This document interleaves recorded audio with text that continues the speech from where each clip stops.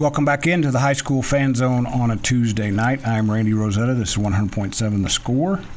We're going to jump into the Mustang Fan Zone here in just a minute. I'm going to run through this week's football schedule real quick. Thursday night, the Lowry Field game this week is Estacado. They are at home in District 2 4A Division 2 against Perryton. Matadors got their district started last week by beating Levelland. Perryton lost to Liberty. That is at 7 p.m. That's down the radio dial, but Nick Long will be your call on that one. Friday night, Friendship is at home in District 2-6A against Midland Legacy at 7:30 p.m. That's on Double T 97.3 FM. Lubbock High hits the road for Abilene High, 7 p.m. at Shotwell Stadium. Rob Bro will have the call on that for you. Tascosa and Monterey are at Lowry Field at 7 p.m. Where I'm looking for you. I skipped out. Well, we'll talk. I missed it because we're going to talk about it here in a minute. Tascosa is at Monterey, 7 p.m. at Lowry Field. That's on 93.7 The Eagle.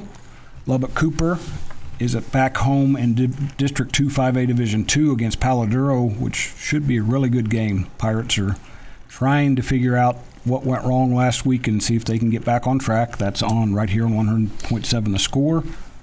Liberty's at home against Borger in District 2 4A Division 2. That is on 93.1 Young Country. In TAPS, Trinity Christian is at home against Fort Worth All Saints. And Kingdom Prep and Christ the King play each other at Christ the King at 5 p.m. The game I didn't mention, we're going to jump in and talk about now. Coronado Mustangs go on the road to Dick Bivens Stadium. They take on Caprock at 7 p.m. That is this week, right? Mm-hmm. I want to make sure. You guys have that weird bye week right at the end before the regular season. 7 p.m. Friday. That is on 96.9 The Bull, and I'm throwing the onus on them here. I want to be talking to these guys next week about their first win because you guys impressed me the other night. And when I talked to you afterwards, Andrew, I told you that was not 35-6 looked like another rough night. Yeah, you guys played really well. These guys played really well, and I thought that was a big step for you against a really good team. Yeah, it was Abilene High. They're always good, and they play good defense, and I thought we played good defense. Mm-hmm. Just some things we couldn't execute on offense, when it came down to it, and a couple mistakes, and like you said, we shot ourselves in the foot, multiple times, and against a good team in our district, you can't do that. So. Campbell picked the mic up there because it's hard to keep up with you and Chase Campbell, who's going to have the better highlight reel catch each week. I think you guys both had one last week. Coach talked about it, and I did mention that to him afterwards. The offense did some things, just couldn't get those last few yards, couldn't get into the end zone. And when I talked to a couple of your guys afterwards, I think it was Rebel Beckham, one of your young up-and-comers, he talked about you got to finish those drives. You got to finish that. So he's a young guy, and he understands. What do you guys have to do to start getting the ball in the end zone, put some more points up? We just got to finish what we started on the drive. We go out there with a lot of energy, and then we just shoot ourselves in the foot, like we said, and we just get back off the field. And I feel like it, brings us down for the rest of the game. But, if we can finish those drives, it'll help us out a lot. How many different ways did you touch the ball the other night? Because I was trying to think. You threw the ball once. Yeah, threw it, around on reverse. Passed it. Like I said, you and Chase Campbell, you guys are kind of interchangeable in the things you do for your teams. Grab the mic there. Hey, what? Kind of the same question for you. What can you guys do to kind of get more consistent on offense? Yeah, just don't stall out. A lot of the times we have a flag as soon as we start to get rolling, and that's it. That's why we don't score, and we dig ourselves in holes that we can't get out of, and that's just can't happen, especially against the Abilene, Tascosa teams like that are like they're gonna come and hit you in the mouth, and just gotta eliminate those errors, man. I'm gonna call up the stats here to make sure that I know what I'm talking about. Because like the other thing that I almost forgot about too, you mentioned it, Andrew, was the blocked punt. Really, kind of, because you guys were moving the ball. You were kind of in a spot, you punt the ball to them, pin them deep, and who knows what happens. Yeah. bad snap, got over there and gave them, I think, a 2-yard. Yeah. That changed things a little bit, put you guys behind the 8 ball a little bit. Special teams matter quite a bit in high school football. Yeah, it's just little things like that, man, that we keep doing. They didn't put anybody back on the, first attempt, and we had our right tackle move, false start. Yes. We could have pinned them inside the 20 on that punt. They bring it back. We go 5 yards back and have to punt again, and then the snap's over his head. And, we're asking a lot out of Rebel Beckham, and he was a deep snapper on that one. And the first one was perfect. The second one's over his head, and it goes for, 40 yards. And, we try to kick it out the back of the end zone, but they were at the 2-yard line. And, man, that's kind of where it started. But still, after that, I think we came down and we scored. And it's a ball game. We're right in it, 14-6. Had a bad penalty, I thought. And then they called, and then they called a timeout, a media timeout, and they didn't give them their timeout that they called. So it's kind of some bad things that happened to us right before half, but still going in 21-6. Thought it should have been 14-6, and we're still in it. Our guys fought hard, man. And I loved what you told me after the game. That Rebel did have the bad snap, but he also made an incredible catch. He came back. Followed Yep. back. That's what we want. Coming up on the first break, we'll be back right after this on 100.7 The Score in the Mustang Fan Zone. Diving headfirst into Coronado athletics. You're listening to the Mustang Fan Zone on 100.7 The Score on the 100.7 The Score mobile app. Welcome back into the Mustang Fan Zone on a Tuesday night. I'm Randy Rosetta. This is 100.7 The Score. We're talking Coronado football, which, as I told Andrew Roy, who's to my far left, I don't even think I introduced my other guys here. Andrew Roy on the far left, head coach Campbell Stanek. Next to him, say your last name. I want to make sure I get it right. Harger. I'm Hayden Harger because there's JT Hargers from Estacado. I want to make sure I get names right here. I don't need moms and grandmas mad at me.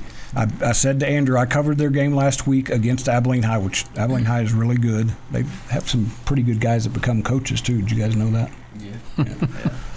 And this is an Abilene. They look like a better Abilene High team than last year. They've got a little bit. They played defense a little bit better. Let's put it that way. And Coronado came out and was standing toe to toe with them. Andrew was talking about it. Some things changed right there before halftime. They go in down 14-6, or even tied at halftime. It's a little bit different. Abilene High came out and was able to establish the run a little bit more. They only ran for 258. You guys only gave up 50 passing yards, which I know the defensive side of you, that had to have you smiling. Yeah, especially after the week before, Monterey came out throwing it all over us, and, it's something that we wanted to put an emphasis on. And, I still thought, the 250 looks kind of skewed to me because we had some good stops, on some run plays, a lot of tackle for losses. J.J. Johnson played well. Zeke Ramirez played well. Tay Thompson played well up front. And we had a bunch of stops, and had a lot of turnovers. So I thought they played really well. The first few guys you mentioned have really come on for you. Trey Anthony, is going to be there. Yeah. He's been there for a while. But I thought the first two guys did play big, and they've week by week seemed like they're getting better. Yeah, if you go back and look at JJ's highlights from last week, I think he had 11 tackles, and he was all over the field. Yes. He was sideline to sideline playing a 3 technique.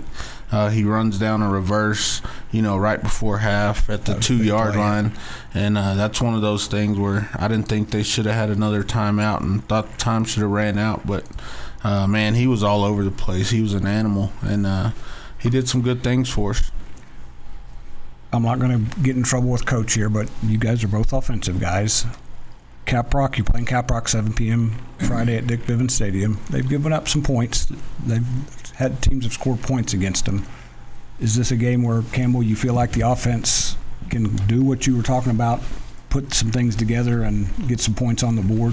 Oh, yeah, for sure. We should definitely be able to put up points after points against them. We just got to go out there and execute, do what we do best. Just got to trust our players, trust the teammates. Without going back and look at your schedule, I know what the final results have been. You guys haven't had a huge offensive breakout game, I don't think. And you have too many weapons for that to be true? You think it's just you kind of right there on the cusp of that happening? Yes, sir. I mean, I think our best offensive game yet so far was against Tascosa. But, yeah, definitely we need to put some stuff together. What about you, Hayden? How confident are you that you guys are close to putting the kind of offensive night together that you need? I think this week we get it done and we score a lot of points this week, and especially like our next couple games, I think we have a good chance of scoring a lot of points, and that's our goal. All right, Coach, pressure's on now. These guys are saying you're going to score a lot of points. What do you have to do defensively against Caprock? And they've struggled with some things, but they have some guys back. Just looking at their names, there's some familiar names back, both from watching them in other sports. What's the defense's main challenge against the Longhorns? Man, they play hard. They're going to get after you. They always get after us, and they're going to spread it out. Their running back is really good. They're splitting quarterbacks. They have a young quarterback, a sophomore that's really athletic.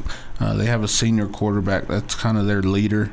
And, man, they do a bunch of different things, and they're going to make it tough on us. But I think we're up for the challenge. As odd as it's, you're 0-6 right now. I think we said that after the game, Coach, whichever famous coach is, you are what your record says you are, but that doesn't mean the season's over. You guys still have some stuff you can accomplish. Yeah, absolutely. We're trying to go 1-0 this week, and then look to the next one after that. But everything that we want is still in front of us, and we're just going to play our hearts out and go out and each and every day like it's our last opportunity. So that's what I tell these seniors every day. You get one more opportunity. Let's go get it. Watching you guys, it didn't feel like watching an 0-6 team. I don't know if that makes sense or not, but you guys did not look like a team that you look like a team that's right there. Like I just asked those guys, you're right there on the edge of something good happening. Yeah, that's what I told the guys. I'm never proud of a loss, but I was proud of the way they played, absolutely. And we just missed some shots. Campbell was open on the post. Hayden's out there trying to make diving catches. And if we just execute a little bit better, I think we're going to be all right. We'll come back and we'll talk a little bit more about Caprock, and we'll get him to talk about the seniors that he mentioned there in the Mustang Fan Zone on 100.7 The Score. Your inside look into Coronado sports. This is the Mustang Fan Zone on 100.7 The Score and the 100.7 The Score mobile app. Welcome back into the Mustang Fan Zone on a Tuesday night. I'm Randy Rosetta. You are on 100.7 The Score and Fox News Now if you're watching on TV. A lot of red up here.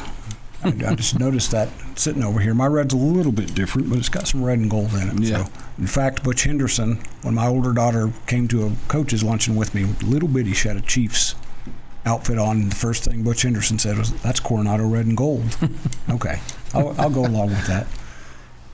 We were just talking about Caprock and the challenges they face or that they present for you guys. To me, though, Andrew, for both guys, you guys are at the point now where the challenge is you guys playing well, you guys being consistent, you guys stacking good plays after the other. What did you see from these guys when they came in Monday after playing better that kind of encourages you that they understand that, they're embracing that? Yeah, still the same thing. Each and every week, these guys come in ready to go. It's tough going 0 for right now, but man, it tells you a lot about their character, how they show up each and every Monday. They show up Saturday. I gave them a Saturday off 2 weeks ago, and these guys show up, and we're sitting in my office watching film. And I had given them the Saturday off, but it just shows a lot about their character and how they keep showing up each and every day and the type of men that they're going to grow up to be. Campbell, help me here.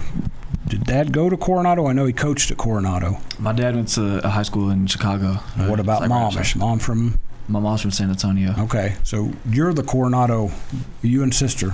Yes, sir. There's a lot of pride at Coronado, and I said this to your basketball girls the other day. They were talking about how it's been so long since they've been in the playoffs. It really hadn't been. Yeah. It's been a little bit for you guys, but that pride that Coach is talking about, how important is it to you guys right now to kind of lean into that, understanding that you guys can still do some things this season and get where you want to go? Yeah, pride's a big part of our character. we're all a family at Coronado, so I think that plays into us having pride for the school and pride for the team. So. What about you, Hayden? Well, I should ask, Hayden, are you a Coronado lifer? Hold above the silver there, because that'll keep it from. Sorry. That's all right. Are you a Coronado lifer? Yep. Bleed red and gold. There you go. Same question for you then. That pride. Let me think. What year was it, Andrew? The year you guys won the district championship in 2021. So how old were you in 2021? 8th grader. Yeah, so like 13, 10. So do you remember? 13. Do you remember that? Yes. We went to the game against Tascosa, like all of us, like me, Willie, Campbell, JJ, Drew, like we were all there watching that go down. That was at Dick Bivens, correct? No, it was here. Was here? Yeah. Okay. Yeah. When like Tascosa was supposed to blow us out, and that was really cool to watch. I'm not gonna lie, seeing like that team come together and beat a team like that, and that's kind of how like, right now it's what we want to do. Like we've had a rough season. Things haven't gone our way, but like, man up, go get some W's. So who opened the door that Saturday? Who had the keys, or who got there first? Coach Roy opened the door for us. Coach Roy. So did you get him out of bed? Nah, Coach Roy was there. I was there already. Trust me. Besides that, Coach has daughters at home, and I know he doesn't get to sleep because not at I know all. what that's like. Andrew, you've kind of referenced that season a few times this year, and that was.